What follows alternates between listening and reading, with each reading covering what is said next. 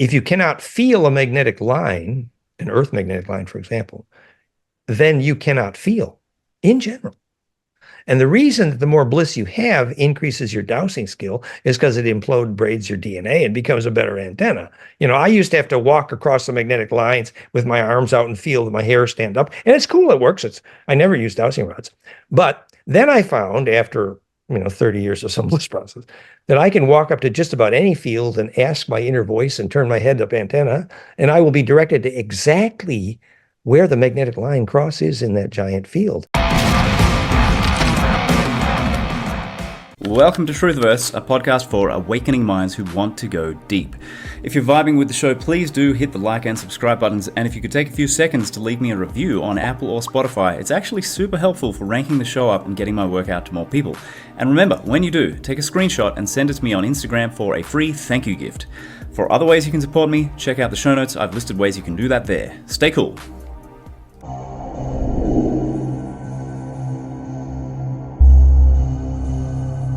Ladies and gents, welcome to this episode of Truthiverse podcast.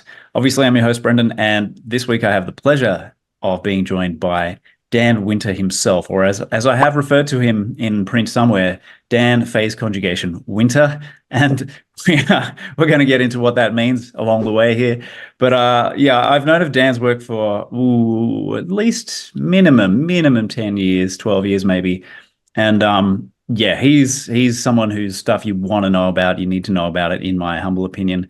And so what is that stuff? We're going to get into that. So without further ado, Dan, I really appreciate you having a chat with me today.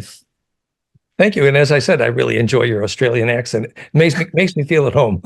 All good, Us Mullumbimby people have to hang together after all. And my French is poor anyway, so. Yeah, right. Okay, well, my Spanish is probably equally bad. So, I'm glad we have the Mullen connection there.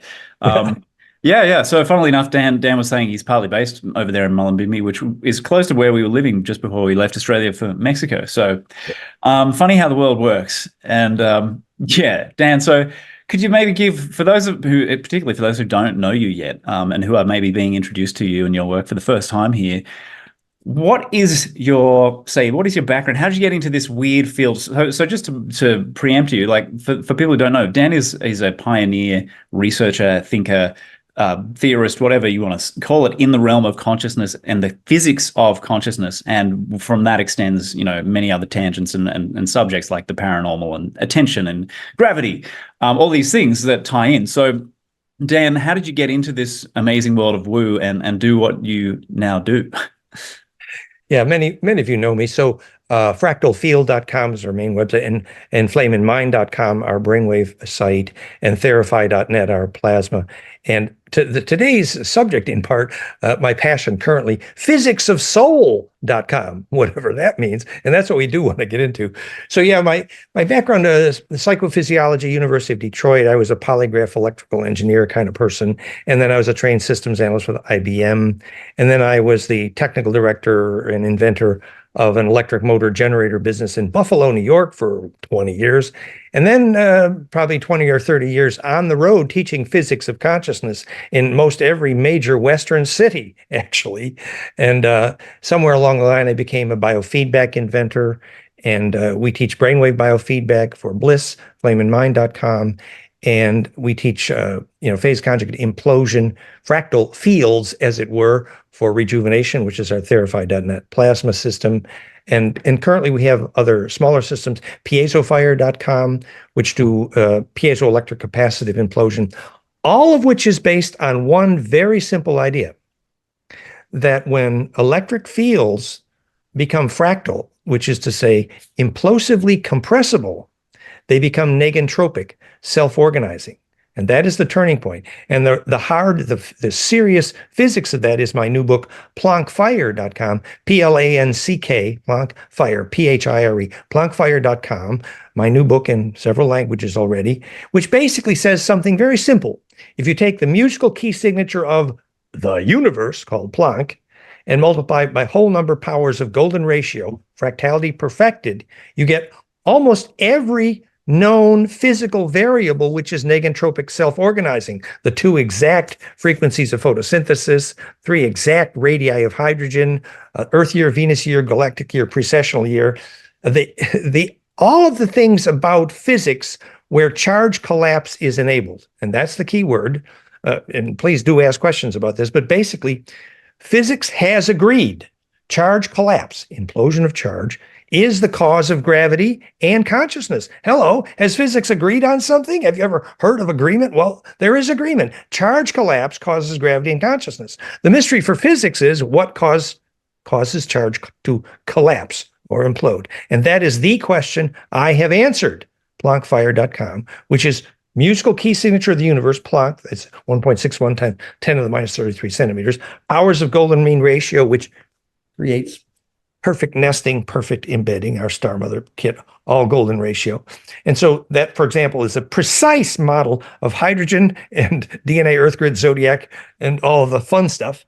And so that creates implosion of charge towards center, which is the cause of gravity. It's the reason gravity is centripetal, and it's the cause of consciousness. And so that's going to lead us to a conversation, which hopefully is even more practical, which is, do we take that information and learn the physics of soul in order to find out why billions of kids are losing their soul right now because science is too stupid to know what a soul is? And that's what I'm passionate about at the moment. So shall I carry on? Or maybe you want to ask some questions first. Well, I mean, there was a lot in there. Yeah. So I mean, we could probably spend the next few hours unpacking that opening spiel, but let's do that. Let's start with, I mean, what is the logical launching off point as far as you're concerned there? I like to get into the gravity side of it just as one of many things, but I mean, how did you go from your background into this? Like, what you're doing now is kind of like greater than the sum of the parts. What led you into this space in the first place? Did you have some kind of major spiritual awakening event? What was the precipitating factor? I'm cautious that it might make me sound pretentious, but what I essentially realized, I think it was the day Maurice Cottrell said, these physicists are a pretty arrogant group for not having a clue why objects fall to the ground. And I thought about that for a while, and he was right. I mean, functionally, the physics community on this planet, for not having a clue what electrically causes gravity, what electrically causes consciousness, what electrically causes soul, what electrically causes life, the physics community on this planet appears to not have a clue. And I find that objectionable. I find it shocking, actually. And I decided to look into it, basically. Well, you see, here's how it started. I'll tell you exactly how it started. I had discovered there were equations on the radii of hydrogen showing hydrogen was built on golden ratio, but nobody knew that the radii to center of hydrogen was golden ratio. And I wrote the inverse log function equations taking Planck, which is my intuition of what the center of hydrogen was. Pretty good idea. And powers of Planck predicted 3 hydrogen radii so exactly that no physicist can ignore me. That is a smoking gun.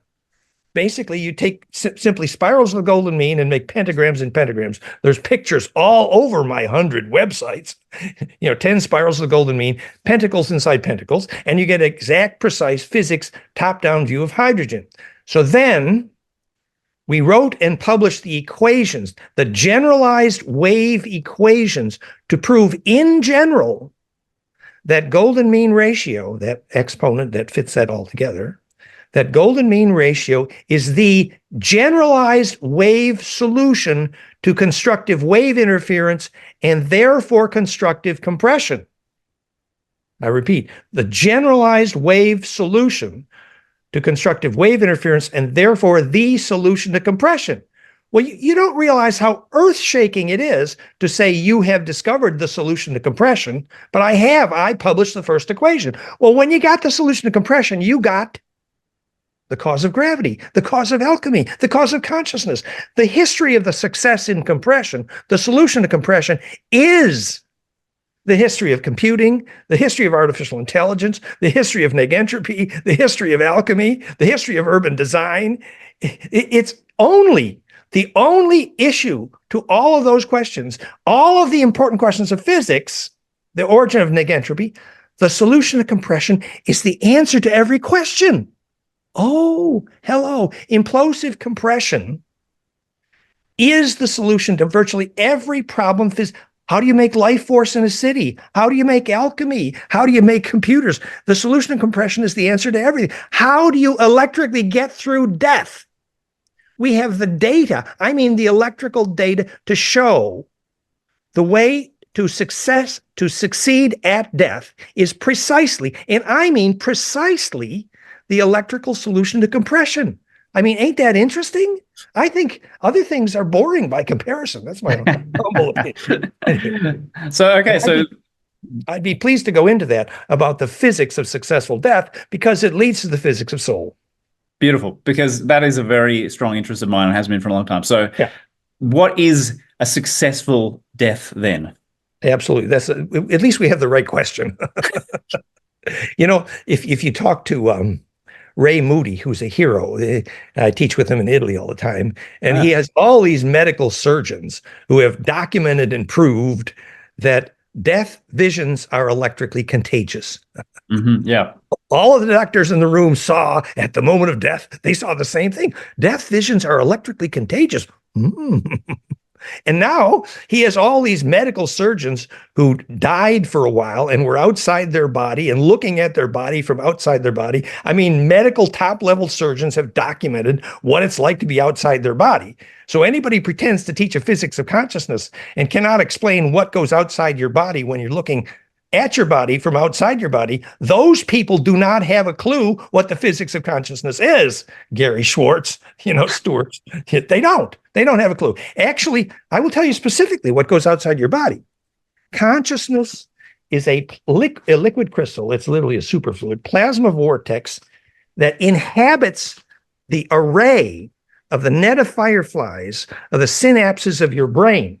And when you get the synapses of your brain firing correctly, hint, golden ratio cascade of EEG, it squeezes the plasma vortex tornado inside your head to a point. That point is Planck, and that point is called consciousness. And specifically, I, therefore, have for the first time answered the proven physics that focused human attention causes electric fields to compress or implode, Bill Tiller's famous work, Conscious Acts of Creation. So it's obvious. You can measure how conscious you are. It's not subjective. No, you measure literally how centripetal your conscious. That's why when you focus your attention on a seed, it grows faster. It's measurable. When you focus your attention in a cloud, it puts a hole in a cloud. Electrically, that's measurable. So consciousness is electrically implosive. The reason it's implosive is because the golden ratio brainwave cascade from alpha to gamma that causes peak consciousness, peak perception, and surviving death, and lucid dreaming, and clairvoyance. Those harmonic tensors of your brainwave cascade, flameinmind.com, if you'd like to measure, squeeze that plasma vortex tornado to come to the correct point, which is Planck. And at the Planck length, the universe has agreed. That's why Planck is the same for 1 billion light years in all directions. The universe has agreed that longitudinal EMF, incorrectly called scalar waves, propagate constructively if they agree. And they propagate into an array that looks like this, which is called the collective unconscious, communion of saints, song lines, dreaming tracks, or the only places you can measure commercial quality telepathy. They're all the nodes of the Earth grid. They look like this. Those are the longitudinal nodes that bounce around these coherent longitudinal interferometry called the collective unconscious, and where you need to go after compression at death and lucid dreaming and clairvoyance. Anywho, so if you don't get your brainwave harmonic cascade, which is the Schumann cascade, it's the same way as the brainwave of bliss, alpha to gamma, it's called a phase conjugate pump wave, and that squeezes the vortex to a point, and then you can embed in that array. Remember that those lucid dreaming, songline dreaming tracks, you're an Australian, you know what that means. That was the only Aboriginal name for God, is what inhabits that songline dreaming track. And when Auntie Lorraine died there outside of Mulham, and the storm went 3,000 miles across the continent, that magnetic line was the family pet of that family, because that's what they held together by the centripetal force of their dreaming. And the frequencies which cause lucid dreaming, documented in university literature, happen to fit my equation, which is why our flameinmind.com and our therify.net plasma triggers lucid dreaming. Because it creates that implosive compression that enables you to embed in that array coherently. So now that we've come full circle to talk about successful death is only and always about successful compression, because that's what gets you into that array. It also tells us now how to release stuck ghosts as well, which Therify Plasma also does. So Heinrich Clouvet famously documented that when you die, remember, just before you die, generally you see your whole life compressed into a millisecond, right? Well, the reason is your biology knows your only hope of getting into that array, ancestor memory, communion of saints, whatever you want to call it, songline, to embed in that array, you need to be compressed and distributed. And so actually Heinrich Clouvet showed a map. What you see when you die, it's called lattice cobweb tunnel spiral. You can see the graphics, goldenmean.info/immortality. So what your DNA is doing is turning and then turning on itself and braiding on the braid of the braid, imploding, doing the sequence of turns in order to superpose axes of rotation constructively, called going to the next dimension, embedding in there. So you do this compression thing well, and then you can distribute in that array, and then that is actually called heaven, Hey Ave, or Plains of Sharon, Champs-Élysées, Elysian Fields. That is a name for the coherence of that array, which works good in the countryside and works like merde if you're in big cities with metal buildings. So I could carry on, but you see then that actually that's going to lead us to understanding the physics. I do mean the physics of soul, that when you have access to bliss and coherent emotion, and you have access to sacred space, the constructive compression of that magnetic array, like this at the sacred sites, the opposite of what you find in metal cities, then your DNA and your glands gets to implode, compress, and spit out that coherent longitudinal array from the less efficiently propagating transverse EMF, sometimes called scalar. And when your body spits that out, the Egyptians call it the Ba from the Ka. And when I was in the Gurdjieff school, they said, well, you got to be making this stuff if you want to be immortal. It's called the Kesjan body. Well, now we can tell electrical engineers what that is. It's that emitting this coherent longitudinal interferometry, embedding in the array. The Egyptians called it Ba from the Ka. And that is the physics of soul. And if your kids are sticking Bluetooth and Wi-Fi in their ear 12 hours a day, believe me, they're losing their soul. So that's my short version of physicsofsoul.com. I get enthused. What do you think? I haven't noticed. So okay, so in simple terms for people, because you raised the Wi-Fi thing, and that's some people are aware of that as a health issue.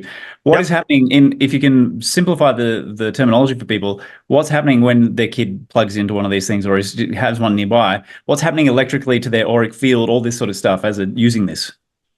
Well, taking Bluetooth for an example, it's a very sharp, choppy, high-frequency content, essentially a square wave, very high-frequency content. And my friend Georg was here the other day, and he didn't believe, he sat next to me, and I instantly felt intense nausea and flashes of dizziness, and it was obvious my clairvoyance was going to hell. And I said, Georg, have you got the Bluetooth and Wi-Fi on your phone? He says, blah, blah, blah, blah, blah. And I showed him on his phone, and he was shocked, and he turned it off, and then he sat there depressed for many minutes because he realized that his grandson had been sitting in that for 8 hours a day for years now, and realized that his own grandkids were losing their soul because electrical engineers are too stupid to teach governments what a soul is. That's why our governments are soulless. So I am passionate that we must. So essentially what the successful compression does, you go into a stone circle at a sacred site or an ancient stone circle, so sacred trees, and you sit there and you take a deep breath and you relax, and a twinkle starts inside your head, and your aura gets huge like a rose, and you feel fabulous. And then you go into a metal building, an ugly city with dead air and more Wi-Fi and electrosmog that you shake a stick at. You feel nauseous as hell, and you absolutely cannot focus fluorescent lights in the kids. So everything about the frequencies in their environment, which does not compress well, is destroying soul because it's destroying your ability to implode. Very practical example. New film just came out. You take the poisonous fluorescent lights out of your kid's classroom and you install sunlight. It's called phase conjugate harmonic inclusiveness. And you measure a dramatic increase in attention span, consciousness, literally. The reason is the harmonics of the sunlight facilitate implosion. And that shitty Bluetooth and electrosmog and fluorescent lights are destroying not just the attention of your kids, but the soul. We can prove it, we can measurement, and we damn well better tell the government quit. Maybe that's one of the many reasons why school is such a soul-destroying experience for so many people. Absolutely. Until we can teach our government what soul is, we are condemned to billions of children, literally a soulless planet. This needs to be fixed. Absolutely. Did you have any thoughts that flow from there, or that you want to continue with, or should I throw something at you? Well, go ahead. Go ahead. I like spontaneity. Go ahead. No, well, I mean, speaking, because we talked about successful death, and I feel like this is going to be one of those conversations where we come back to things over and over, which is fine with me. And we mentioned successful death. What is then an unsuccessful death for someone? What is the experience somebody has who is not in that coherent state? Yeah. Well, I think it might be helpful in that regard to talk about how it is that lucid dreaming predicts successful death. Okay. It is notable, and I have slideshows on all this, but we're not going to do slideshows today. It's all in the way. In fact, fractalfield.com/slideshow, and you'll see hundreds of these pictures. So check it out. But the part of that slideshow is you take a picture of somebody just died in a forest, and you can see the soul leaving the body. It's visible in the photograph. Ain't that cool? Now you take the same picture of somebody that just died in a hospital full of metal and electrosmog, and oh shit, nope. You don't see any coherence departing. Why? Because that hospital is the electrical definition of hell. Metal, electrosmog all over, and it's the wrong place to die because you cannot propagate into the array from there. Now, I would recommend the altar at Machu Picchu, but that's just anyway. The reason then lucid dreaming predicts successful death because it essentially means that you've learned to propagate into and leverage coherently into the array. That's why it's so significant that the university studies, and you can see the graphics at luciddreamteam.com. We have a global lucid dream team working on this. But the university studies showed the frequencies, electromagnetic, that trigger lucid dreaming, very close to my equation, plankfire.com, which is what we produce with therify.net, doing rejuvenation plasma in 25 countries around the world, triggers lucid dreaming. So lucid dreaming means that obviously you can go someplace during the dream and come back with something testable and real. You met someone, you saw something that's real, it was testable, etc. So lucid dreaming is which is why Jodie Foster discovered in Contact that was she traveling intergalactically or was she lucid dreaming? It started with a dodeca and it was both. So the physics of lucid dreaming is instructive. And then when groups can lucid dream together, and then go through the sun together, that means you're growing up, basically. Any Aboriginal knows.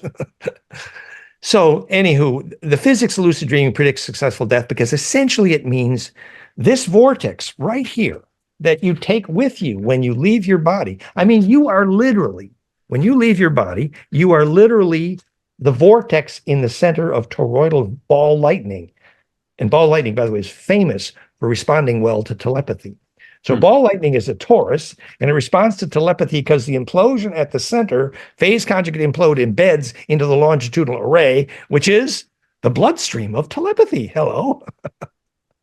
So basically, successful death is when you can remain centripetal in the array. Sometimes that's called Christos, which is the ability to crystallize, literally to implode, remain centripetal, which is also the definition of crystallization or precipitation in water, why children can put holes in clouds with their attention. So when your attention gets electrically focused enough to maintain that tornado, and then you learn how to steer that tornado, and the shadows of the angle of that vortex are Hebrew and Sanskrit for that reason, because the index to this tilt of tornadoes, you take this tornado here, this spiral on this, and you look at it from the shadows of the tetrahedrons, 7 axes of spin, you have Hebrew and Sanskrit, because somebody was trying to teach us how to visualize the angles of tilt to cook up not just the atomic table, that's how it's cooked, but also how you navigate when you're outside your body. You got to steer the angle of that tornado. That's very important. That's why you memorize the tilt angles of the vortex indexed by Tetracube called Hebrew and Sanskrit. It's because that's how you navigate. It's your celestial inertial navigation system when you're outside your body, which is like when you grow up. Anyway, successful death would then be defined as the ability not just to take memory through death, but to take a charge coherence, which is the same thing, basically. Mm-hmm. So in another way of saying that, the longer the term the memory, the more their indication is of ability to ride the long wave, which is directly the physics of soul. Okay, that was a hell of a mouthful. Oops. I learned to talk fast because I had Kundalini for 30 years. And when you inhabit a lightning bolt, Dannion Brinkley inhabited a lightning bolt. The movie Powder, you inhabit a lightning bolt. If you're doing a dervish turn for your Sufi master, you must prove that you don't get dizzy when you inhabit the spin. And the reason that's proof that you have pure intention is because you can't inhabit the still point without being the shareable wave. Mm-hmm. So there was a purpose to all that spinning after all. That's right. The dervish turn. I was with the Sufis. Long story. I had a couple of questions that came back to the Sanskrit and Hebrew. What about any, say, death rites that came out of those cultures in connection with the steering of the torus? People can see the animations of the origin of Hebrew, goldenmean.info/DNA ring. And they'll see all those about there for 20 years. And I wrote the equations and did the 3D animations. So basically, if you think of the Tibetans doing the drumming at death and teaching you about the bardo, they're teaching you to maintain the discipline of your attention. And the discipline of your attention is very much the phase coherence of the longer wave, which is that drum. And by the way, if that drum were done correctly, probably it would relate to the 0.1 hertz Mayer wave, the LF component of HRV, and the most important frequency of the breath and the blood. And so that is the most important frequency of the Kundalini and the spine liquid pump and the breath, and indicates part of how you can keep your attention at death. So there are some rituals that are very useful involving rhythm and symmetry. And if you can die where magnetic lines cross, it's also very convenient to do it at sunset or sunrise and solstice, because you embed better into that array where telepathy works better.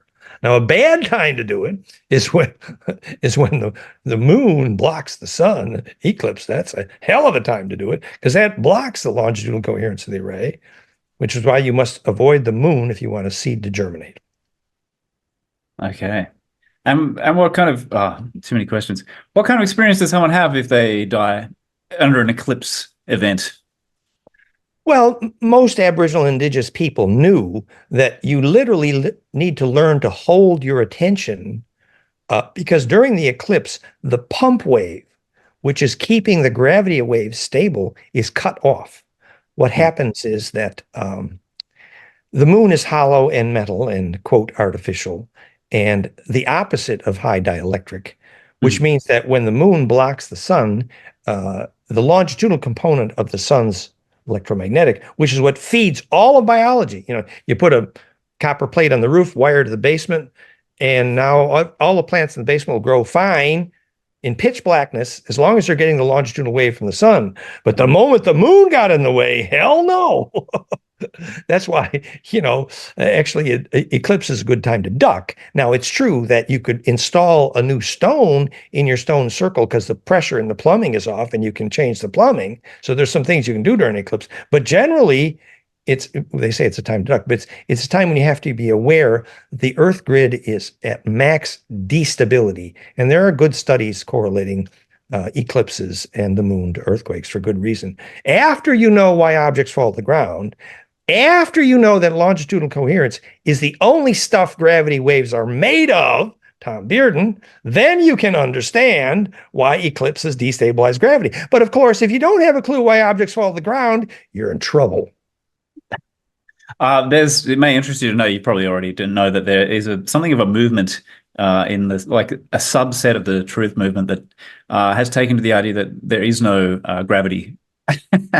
No, gravity is very specific. It is a name for the charge acceleration toward center of symmetry. And the reason that exists is because golden ratio only, as in the top-down view of hydrogen and the whole atomic table in the Earth grid, the golden ratio is the only approach path to center that allows the waves to add and multiply recursively, constructively, their phase velocities. And only that literally fractal, the cause of gravity, fractality, only that fractal geometry of compression turns compression into acceleration of charge towards center, the recursive heterodyning of those phase velocities, producing acceleration of charge towards center, named the gravity. That is the only definition of gravity, is that acceleration of charge, which Einstein proved. Acceleration was indiscriminable from gravity because acceleration is gravity. Hello. And that charge acceleration is towards center only in the presence of golden ratio fractality, the cause of gravity, which is why, hint smoking gun, golden ratio is the dominant geometry of all orbital mechanics, because it's the only way to stabilize gravity and atmosphere. Okay, I didn't know. I mean, I might have read it somewhere in your book, but there's a lot of information in there. So yeah, come back to that. The orbital mechanics being stabilized by fire, by golden ratio. Absolutely. Because spirosolaris.ca is a very good example, hundreds, if not thousands of pages documenting that the dominant geometry of all orbital mechanics is golden mean ratio. And I'm the one who wrote the equation to prove golden ratio is the dominant geometry of hydrogen. And by the way, by stellation principles, therefore golden ratio is because all of electron shells and all of the nuclear hadrons always and only, and we can prove it, nest only in this geometry. SBDF subshells, that's exactly what this is. Nuclear hadron symmetries in the nucleus, moon chemistry, exactly this. So Kepler said, gravity, planetary orbitals are a nest of platonics. Well, he was right, because nest of platonics makes golden ratio, that makes implosion, and that causes and stabilizes gravity. Hello, it's simple. A 5-year-old could explain it. So once you know why objects fall to the ground, then you can know why only stable orbital mechanics can be maintained by golden ratio. Hint, if you'd like to maintain gravity, negentropy, atmosphere, and consciousness. Hint, Gaia is proven to be negentropic. Lovelock. Well, how did Gaia, the grid looks like this, get negentropic? Golden ratio implosive charge collapse. Mm-hmm. There are a few thoughts that occurred to me as you were talking there. Now I'm forgetting most of them. What was it I wanted to hone in on? Well, okay, I'll come back to the, because we started on the death thing. So dying with an eclipse event. So the moon is in the way of the sun. It's now interfering. It's blocking the longitudinal waves, the long waves coming through. So now the individual can't embed themselves into that array. So they are essentially, how do you see the result of that? It's kind of like likely to become an earthbound kind of a spirit? How does it shape up? That's the right question. Since we're talking about physicsofsoul.com, very relevant question. So let's take the example. Multiple users have reported practically that our Therify.net phase conjugate plasma is a useful tool for releasing stuck ghosts. Actually, or if you happen to have a little bliss handy, that will work good also. Right, exactly. So what that means is just that when you die, if you did not get your electric field implosively arranged, like it was a disorderly death. By the way, for example, love, because the ratio of the waveform of touch that says love is precisely golden ratio, love compresses perfectly, but anger, it's a 1/7 wave ratio, the physics of the wave mechanics of emotion, Centix, goldenmean.info/touch. So anger, you cannot compress that. That means if you got anger at death, man, you ain't going to compress well. You ain't going to implode well. You ain't going to distribute. You ain't a shareable wave. Oops. So essentially, the physics of stuck ghosts is the residual plasma that could not embed and distribute into the array. So they need a electric field, which is implosive enough to help them do that compression to embed into that array. And there are various tools, plasma, your bliss, lots of ways. But the physics is quite clear. If you didn't get compression going good at the time of death, you're going to need some help. Right. And that is interesting that comes up in the literature. People who, for example, mediums who channel spirits, the ones who aren't full of shit. And one of the classic examples was actually Lawrence of Arabia, who I'm sure everyone's heard of. And he had a sudden death, and not a very pleasant one. And he died with a lot of unresolved emotional issues. And so didn't have the best crossing over type experience, and actually was kind of stuck at a relatively low level of the dimensional spectrum, if I can put it that way. It's a very useful example. I haven't studied, but very useful. So essentially, that's why practicing lucid dreaming is so helpful. You'll find, for example, that if you made a magnetic map of your bed, it's going to help you lucid dream. Because you need the place that looks like a rose to do it good. That's also the physics of telepathy. And we proved it. Korotkov and Kozyrev have proved telepathy happens at magnetic line cross points. Hint, longitudinal coherence. So you can plan for lucid dreaming, and you can plan for successful death if you know a little bit about the physics, actually, because you got to do compression good. And then you enable distribution. That's called communion of saints, or, Akashic records. We have so many names for them, but where are the electrical engineers teaching governments what soul is, so we stop having soulless governments? That's my question. Yes. I think the people invested in the current system wouldn't take too kindly to that. Hello. They're making too much money from being soulless. Well, actually, conspiracy theory aside, and you can't put it aside because it's huge, but I'm of the conviction that the word evil doesn't barely apply. I use the word stupid usually. Usually, yeah. Yeah. No, I completely agree. Yeah, look, that's been my observation from education is the issue. Right. But that's education. Overwhelmingly, there is, obviously, we know there are conspiracies and different groups and subgroups and stuff, but yeah, some big evil whatever. Yeah. If it would never work, they would never have the influence they have if people weren't so stupid, so to speak. Well, and maybe we should go there briefly. Let's do it. Are you familiar with Elena Danan's work on the galactic history? I know who she is and what she talks about, but I haven't gone into it. I've been co-teaching with her for many years. Ah. And the view there was, after you looked into Anne Rice describing the largest plasma parasite in the solar system, Enkil, the father of all vampires, literally as Enlil Yahweh, and who we now know was half Draco, we know where he came from, et cetera, et cetera. So, the solar system was dominated by a huge plasma parasite for thousands of years, actually. And, blood thickens. Anne Rice had a lot of that right, actually. But how do you get to be the largest plasma parasite in the solar system? The Grim Reaper, literally, it's like Ascended Masters. If you had gold powder addiction and you never learned to make your own bliss, then you're always relying on eating the aura of others, really. Mm-hmm. So actually electrically, the first moment that you're not a parasite technically is the moment you learn to have your own source of bliss, which is literally the own source of charge. And that's the point here. We could go into galactic history, and I recommend it. My extensive 100 recordings on the physics of the galactic ET history of DNA is fractalfield.com/fusion in the blood. And obviously I have opinions on this, but whether or not you believe in Elena Danan, and I think she got a lot right, it isn't about do you believe on which Draco was what. And by the way, Enlil was half Draco, and that's the problem. And the Draco Wars, Siakar, are dominating the solar system. No, the galaxy right now, if you happen to be interested in the story, and that's the story of Thoth. We're not going to go there in the ET history. And the ET history is useful and interesting and instructive, but it's not a requirement. No, but the requirement to graduate, actually is the physics of soul and the physics of bliss, because without that, you don't graduate. So we don't really care whether you believe in whose physics of the galactic history. It's colorful, instructive, useful, however, but the required course is how to get enough bliss to lucid dream coherently and take memory through death, called physicsofsoul.com. That's a required course. Mic drop.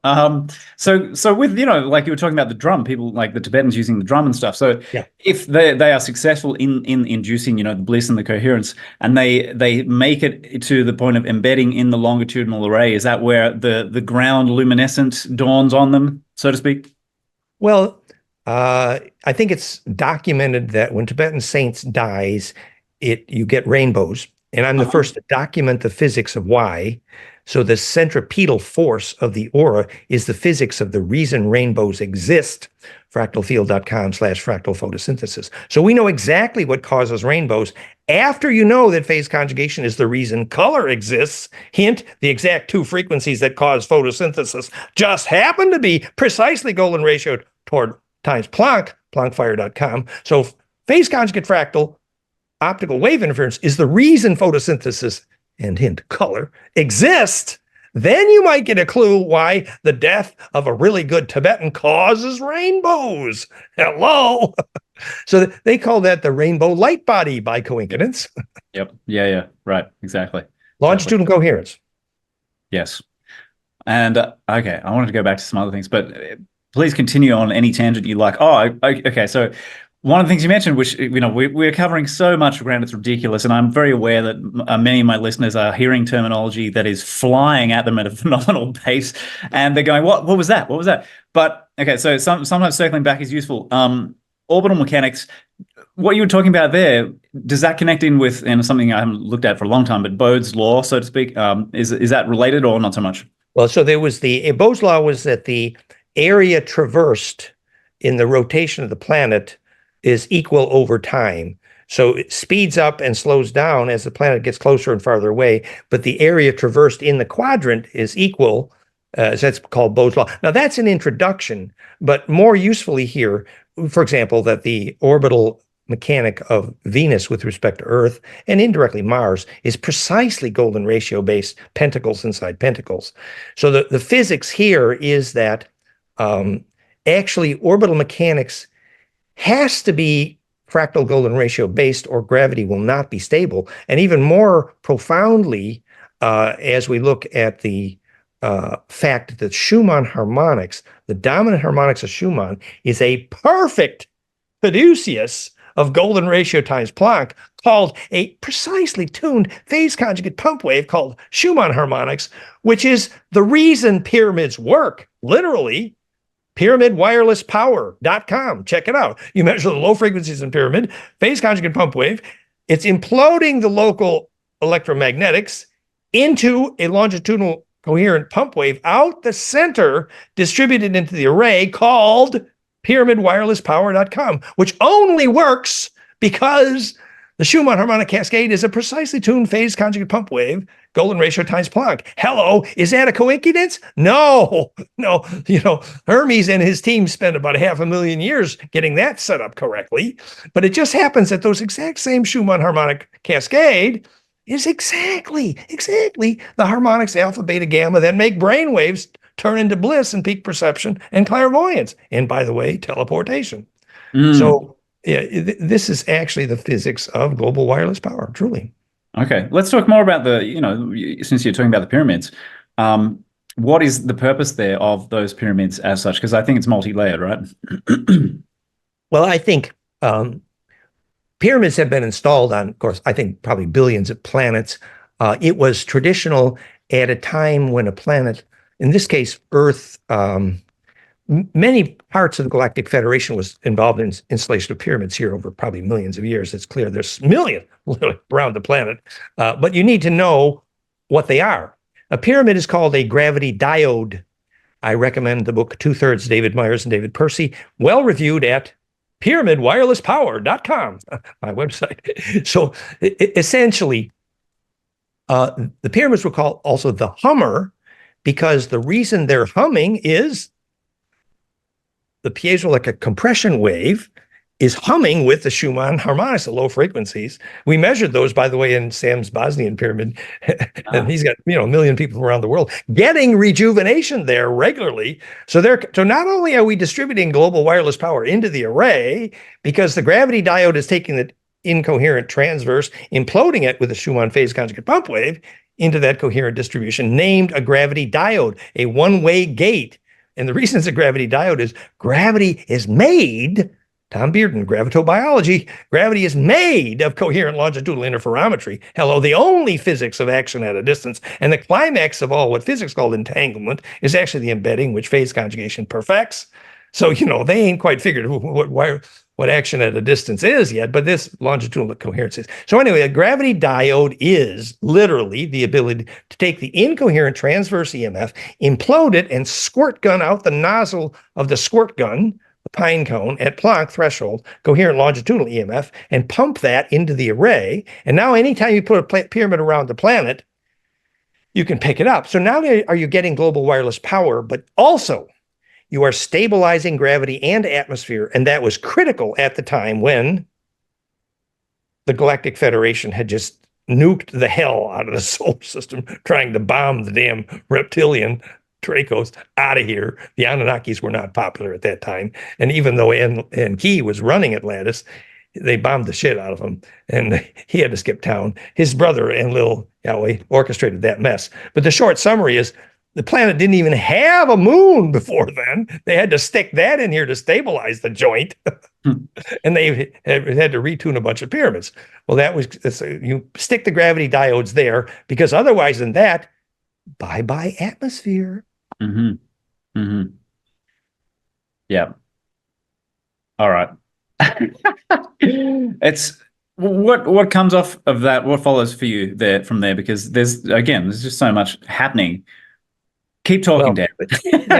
But just to say that, when I laid down in the sarcophagus in the king's chamber and the lights went out, actually, it was weird. You feel that icy coldness. What you find is this is also a squirt gun for your aura. Mm-hmm. And, when we measured Jean-Charles Moyen's brainwaves just before he teleported multiple times with witnesses and came back with sand from the beach between his toes, witness documented teleportations. And we know the brainwave signature that made that possible. He imploded into the array. The documentation is at flameinmind.com/lucid brain. So basically, the same harmonic cascade of implosion, well tuned in a pyramid, is a squirt gun for your aura. Mm-hmm. And this was, obviously, if you needed to commute back and forth to Orion, for example, you needed something efficient. Right. Okay. So, there's a whole subject in itself. Let's talk a little bit about that, like the physics of the teleportation system. Who's teleporting where? How far back does this go, in your opinion? Let's talk a little bit about it. It's a tangent, but it's a very interesting one. Well, I think one of the most instructive stories is when Elena Denon is teaching how the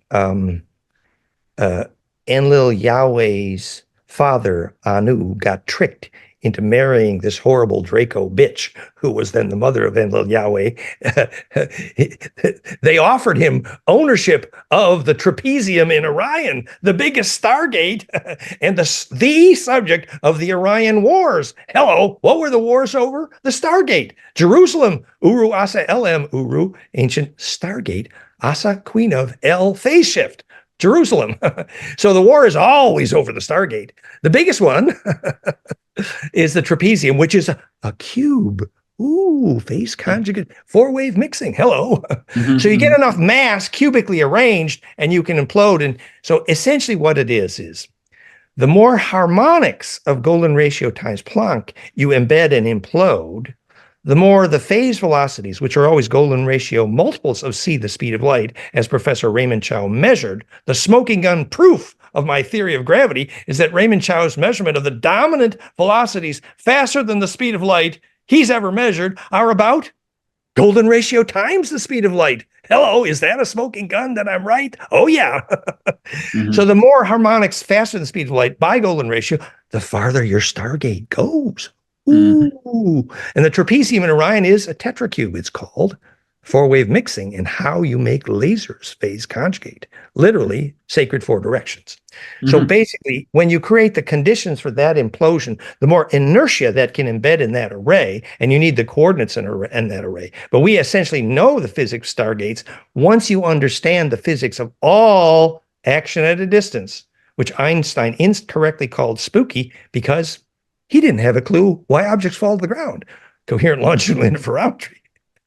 So once you know the physics of all action at a distance, coherent longitudinal interferometry, which conventional physics called entanglement and wormholes, we know that entanglement is just an approximation of phase conjugation perfected, which is embedding perfected.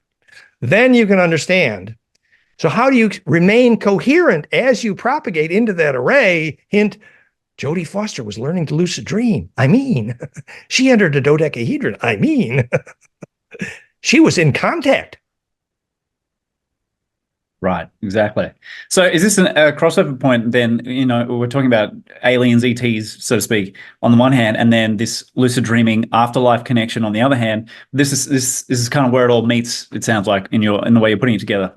Yes, literally inhabiting implosion, like Daniel Brinkley, after about 2 or 3 near-death experiences due to lightning, he was doing the same thing the Dervish master was doing, is learning how to inhabit a spin.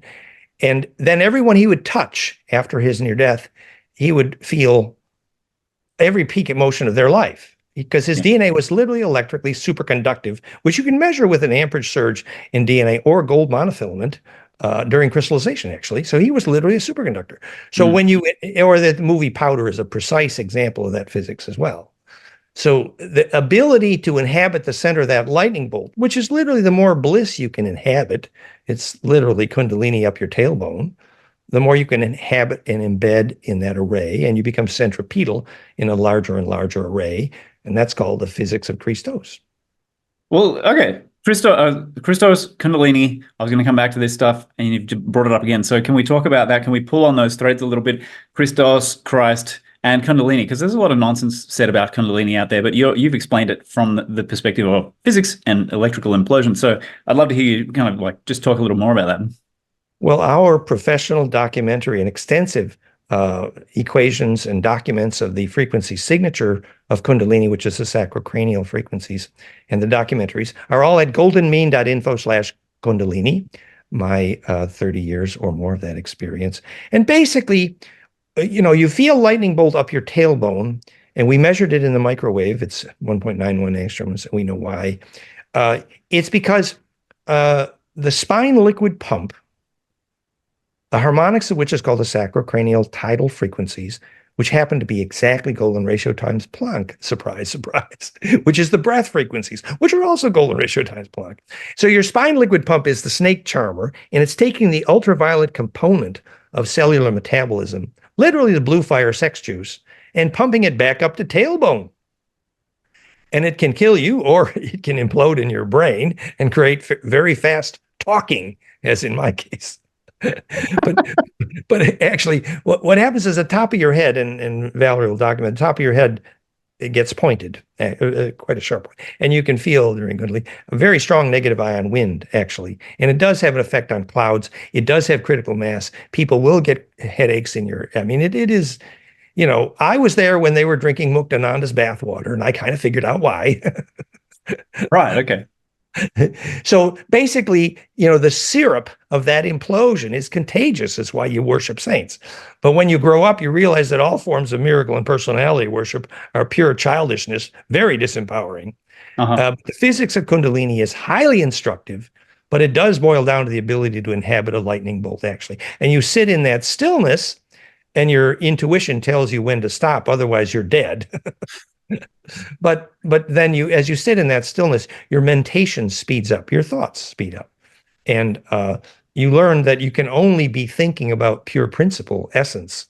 Otherwise, it will generate heat and kill you, which is a good introduction to death, actually. Okay. Well, please continue.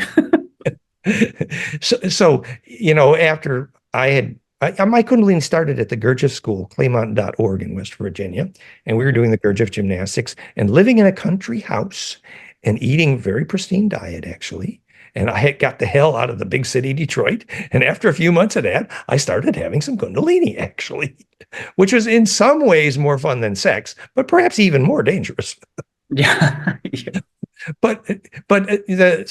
Then I was adopted actually by Itzhak Bentov, who wrote the book on the biomechanics of Kundalini, Stalking the Wild Pendulum, extensively featured at goldenmean.info/Kundalini, and worked in his lab with the capacitive accelerometer, which we then did use to measure, for example, not just the sacrocranial frequencies, but when you're having bliss, your ears ring. We measured that. We measured the frequencies heard, the ringing in the ears, which is the voice of ancestors, sometimes called sangreal, the physics of ancestor memory, actually. So we measured the frequencies by a tuning audio oscillator, ringing in the ears, heard by bliss meditators. And then we did a chart, and then I calculated the harmonics, and guess what? Plantfire.com. So the ventricle horns crystallize, and the rotation of that current, it's called a homuncula, it's a toroid, implodes, and you could say it's all in your head, but the magnetic map of where you're feeling lightning go up your tailbone is actually a magnetic map of the homunculus on the surface of the brain. Is it all in your head? It's both. But it's a strong magnetic current, and that implosion has great effects on the environment and will generate cities for better city. City is the superpowers, yeah.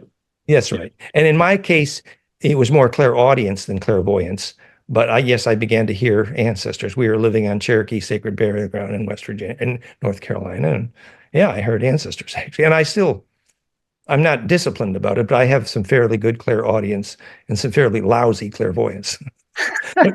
We teach the physics of what this is. This is prehending the coherence of the longitudinal wave. So, for example, when these children, we're teaching them to see without their eyes, blindfolded, which is very famous, well-known, flameinmind.com/outer vision. So you get the same golden ratio cascade, alpha to gamma. It's a golden ratio and octave cascade. Your brain is imploding, and then you can see without your eyes. But the cool thing is you teach kids to do this, and they love it. And then they start seeing their ancestors, and the parents freak out. I think that's fun. And the reason they're seeing their ancestors is because that longitudinal EMF coherence is the physics of clairvoyance and the physics of ancestors. Hello, the Aboriginals knew. Now electrical engineers should. Right, exactly. Yeah, and I've watched friends. I've got friends, the Wigglesons who live nearby me, and I've seen the two boys who I think are 12 years old play video games completely blindfolded, and it just messes. Some people can't handle it. It's because it's like they are actually seeing every detail on that screen, and I've put the blindfold on. You can't see anything physically through it at all.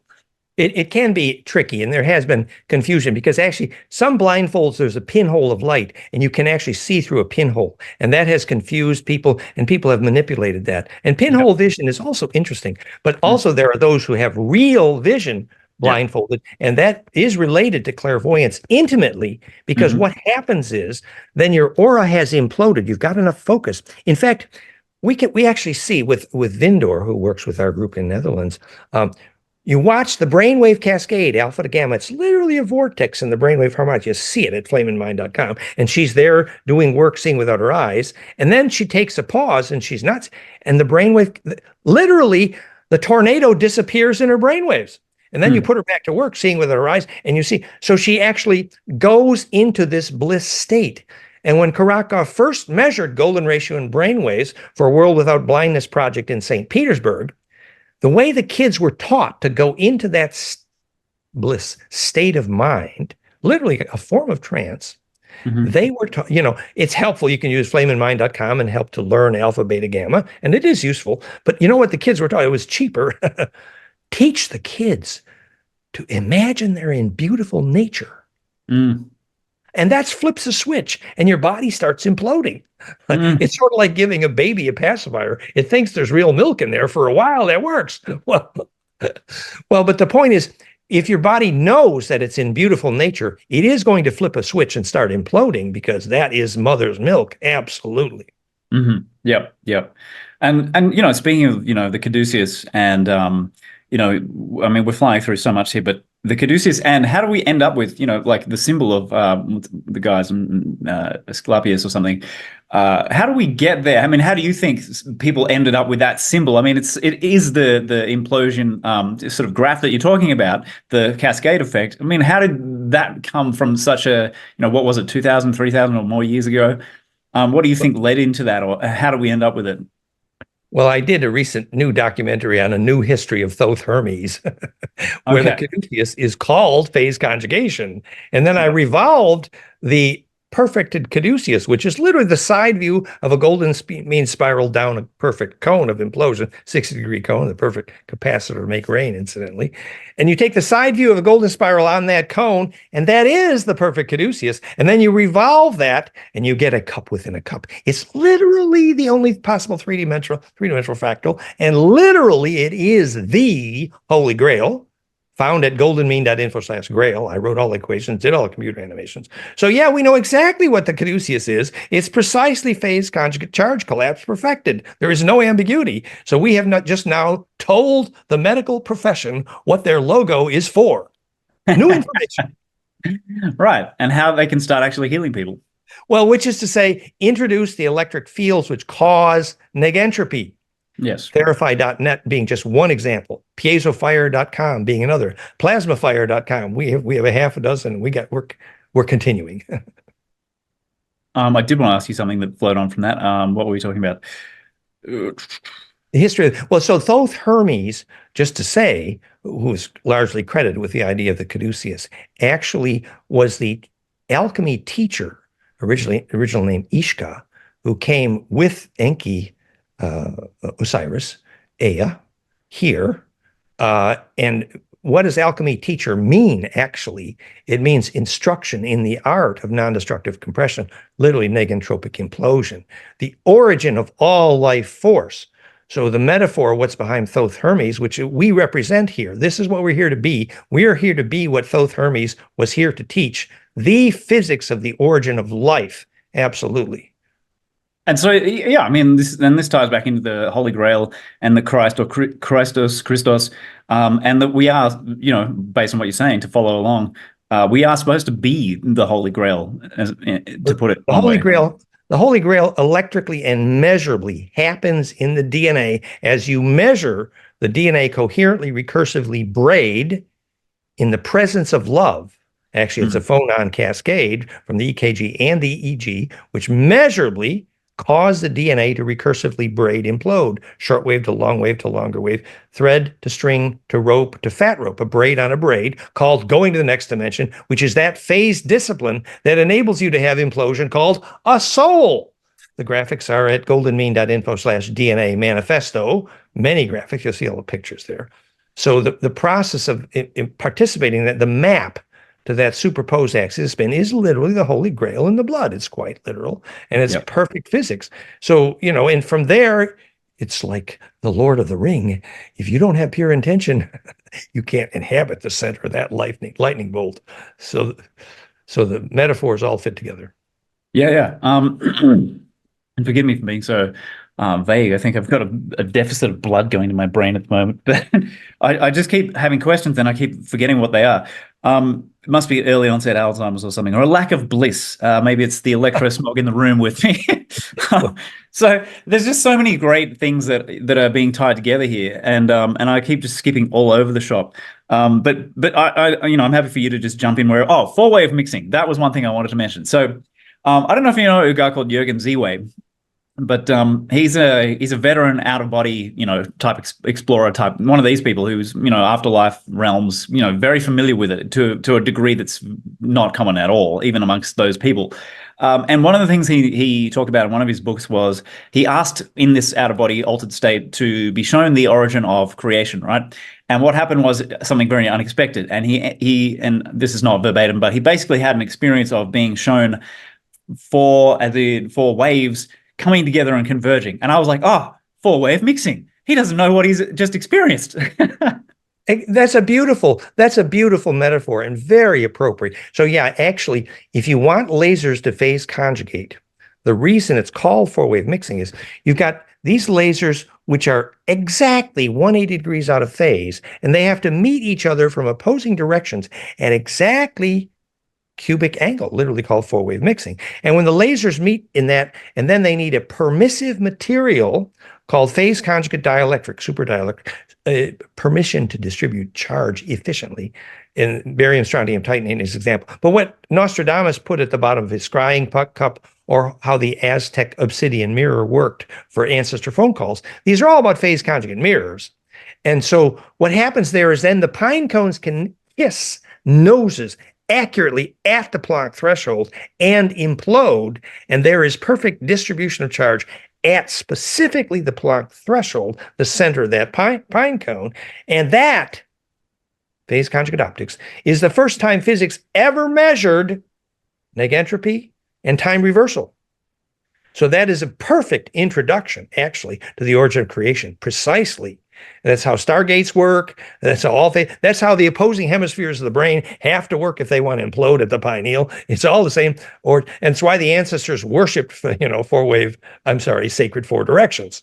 Yes.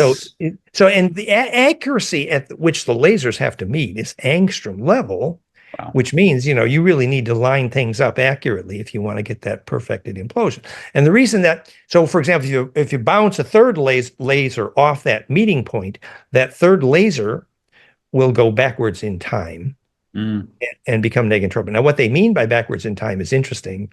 They call it time reversal. But what they found out is they can time reverse rusted steel back to unrusted, but you cannot do the opposite. In other words, you cannot go backwards in time toward disorder. It doesn't work.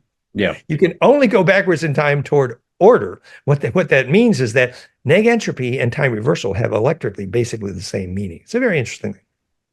Yeah, absolutely. That is fascinating in itself. So that also relates, correct me if I'm wrong, but that seems to connect on some level to the sonoluminescence. Is that more or less a similar thing where they line up the laser light in such a precise way that, the sound waves, they were lining up sound waves and they all converged to a point, and then a ball of light started to emerge. This seems like... Well, the connection there is rather indirect. Sonoluminescence is more parallel to the physics of piezoelectricity, which is effective in quartz and DNA. Basically, piezoelectric means simply the mechanical pressure called stricture because of the slinky, and always there is helicity in the piezoelectric, whether it's DNA or SiO2 in quartz. So the reason it's piezoelectric is the symmetry discipline of the helix. And so when you press on the sides of that slinky with an electric voltage, the ends of that slinky will go up and down in phase with, but in a longer wave. So you've connected a short wave to a long wave, the short wave being voltage and the long wave being sound. And so the connection between sound and light, making a trip between the long wave and the short wave. And that's an introduction of a connection of sound and light. And it's very useful. And if you extend that principle of piezoelectric then to braiding, you can actually begin to talk about implosion. But yeah. Well, that comes back to what you're talking about with DNA braiding and implosion there. So was there anything you wanted to add along those lines? Well, just back to one thing that you were talking about, the principle of Christos or Christ. Yes. It's a very useful metaphor just because the Christ principle is actually a name for whoever is most centripetal in your array. So, when Bill Tiller measured that focused attention caused charge to compress, conscious acts of creation, he measured it 100 ways. Well, the Christ is the name for whoever's centripetal in your neighborhood.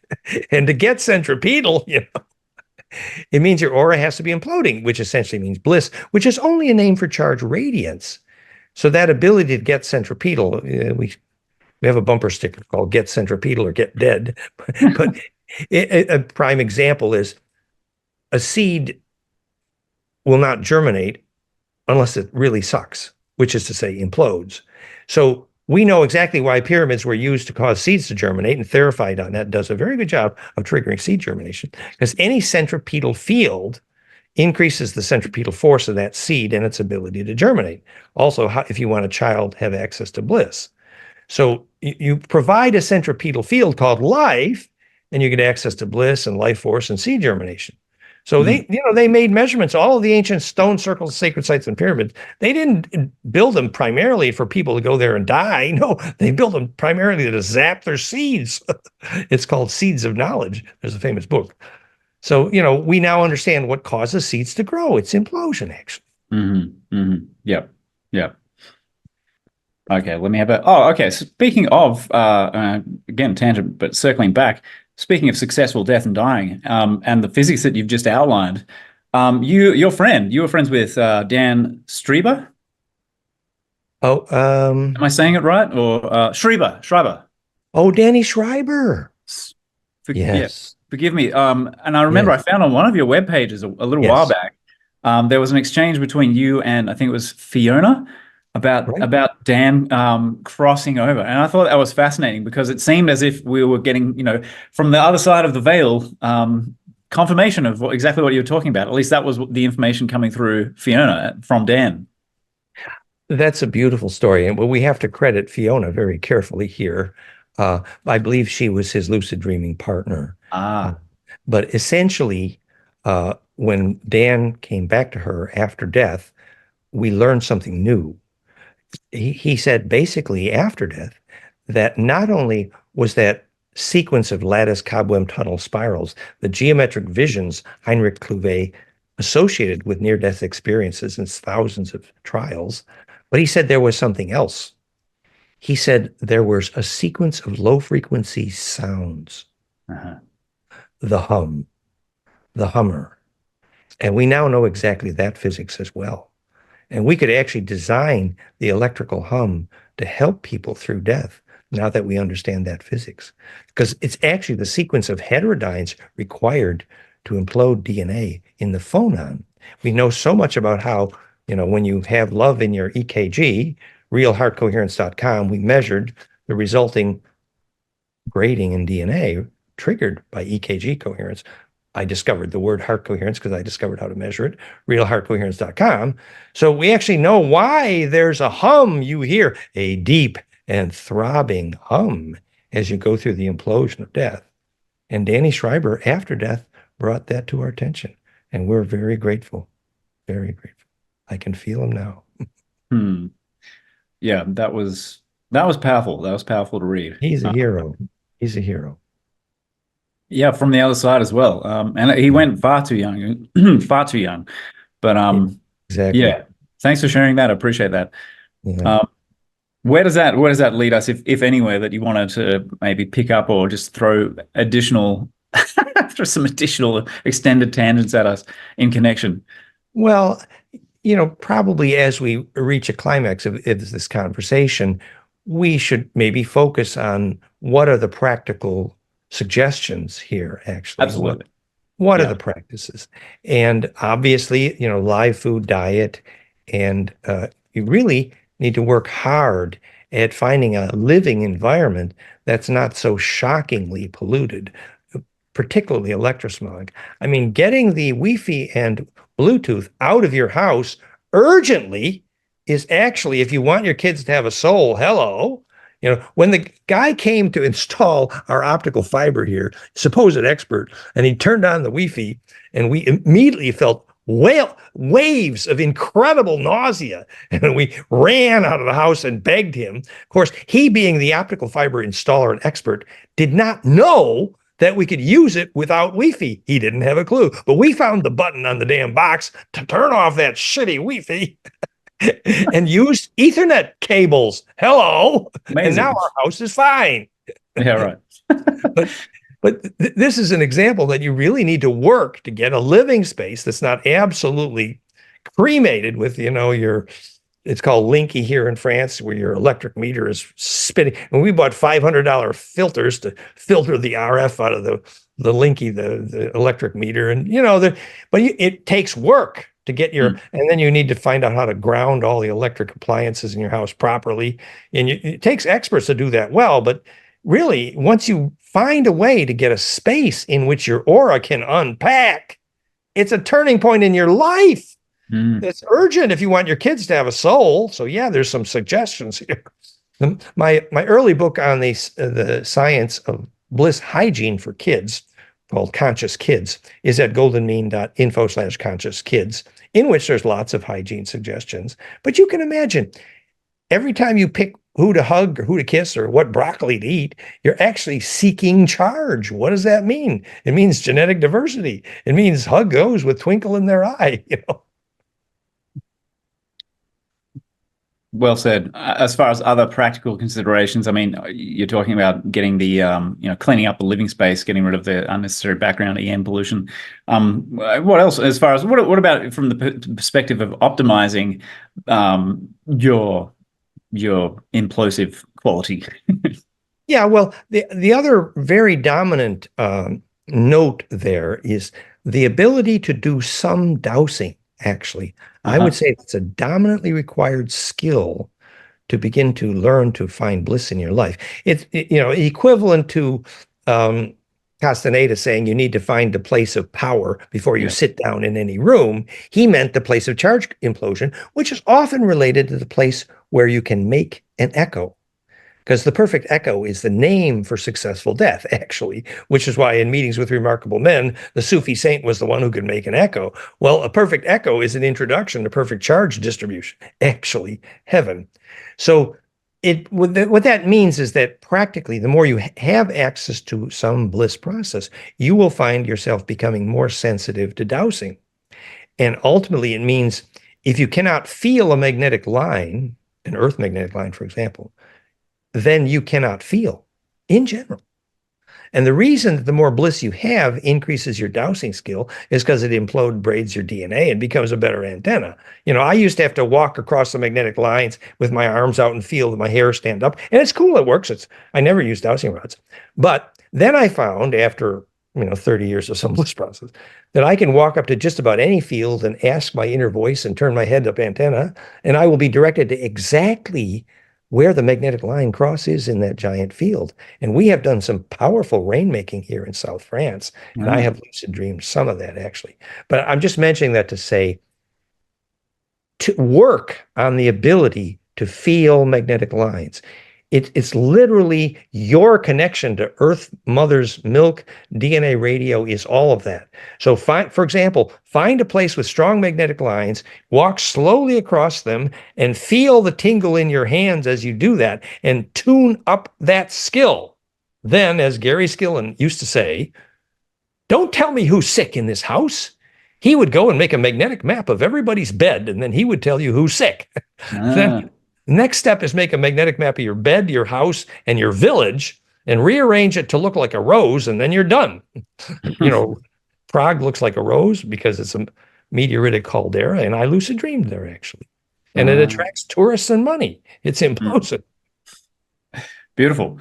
Well, that's awesome for people to note that there is this practical aspect. I'm sure that people are going to be relieved to feel like we can ground this very cerebral sort of conversation that's just happened, and so many ideas flying us from Dan. With that, reaching the sort of the logical concluding point, mate.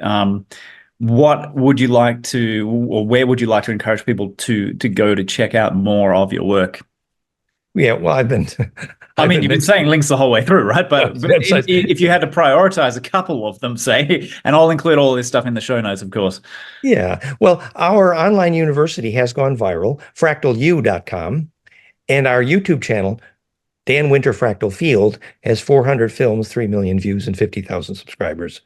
So we have a lot of material shareable. Actually, there was one more thing I wanted to talk about, which is that as you're learning to dowse, this may be the final thought. Just we were recently told by a very sensitive Georg Gaupen, the group that does Emota's work in Austria, you find your magic tree, and you go and you have, you sit under the tree. The long wave Schumann harmonics in ancient old trees is beautifully initiatory, and then you learn to visualize and send prayers or thank yous to that tree from a distance regularly, actually. and you actually learn to talk to trees. And there's wonderful groups, olive trees, they talk to ancient trees. But learn to talk to ancient trees. Actually, learn to find your ancient tree and talk to it. And when we say pray to it, it's almost the right word. It's you're sending this gratitude. And there will be a phase lock such that the depth of the long wave of that tree will profoundly can repair the immune system, almost any disease. Seriously, do this experiment in your life. Find your favorite ancient tree, embed phase lock, and learn to visualize and send thank yous to it from a distance. And you will find an incredible resource and relationship to the long wave of trees and the ancient wisdom of earth. So that's one little hint. We've learned that so recently. It's so incredibly powerful. So amazing. Get out there and talk to a tree, ladies and gents, please. And now our work measuring how trees do that, goldenmean.info/trees and flameinmind.com/lifeforce. So yeah, we have a lot of material out there, but the YouTube channel, fractalfield.com, fractalu.com, flameinmind.com. Yeah, you'll see all the links. Beautiful. Awesome. Well, I mean, wrapping it up here, Dan, I really appreciate that. I know we could go for days here drawing on your rather fractally layered body of knowledge. And I really appreciate you taking the time to have a chat with a fellow Aussie, so to speak, and someone from Mullen as well. And it's been a lot of fun and very insightful. And I'm sure that people are going to have to listen to this at least twice. And the more the better to get as much out of it as possible. So, ladies and gentlemen, this has been Dan Winter. Dan, thank you so much, mate. It's been fantastic, and hopefully we can do this again soon. Yeah, I like you. I need to learn to make an accent like that because I think I do better, actually. No, your interest is really sincere, and I'm grateful to work with you. Thank you. Thank you. Blessings. It's a pleasure. It's a pleasure, happy mate. to meet your audience. Thank you, guys. Bye. Thank you, Stay in mate. touch. Yes, absolutely. All right, mate. I'll leave you to it. Have a good one. See ya. Bye-bye. Bye. Do you ever wonder how to accelerate your growth, healing, and evolution without hard work, meditation, or spending thousands? Over my years as a conscious seeker, I've encountered one DNA activation and healing method that stands out above the rest and does just that. It's a uniquely potent evolutionary modality that helped me break out of feeling blocked and disconnected, allowing me to unfold more and more of my potential and true self, as well as deepening my spiritual connection, enhancing my energy levels, and more fully activating my body's healing mechanisms. It also remedied a major but little-known energetic blockage which most people have but don't even realize. Now this convenient transformational method forms the core of my Evolve Yourself course, which has helped hundreds of spiritually awake people to accelerate their growth and evolution with minimal effort or cost. Learn everything you need to know at evolveyourself.live.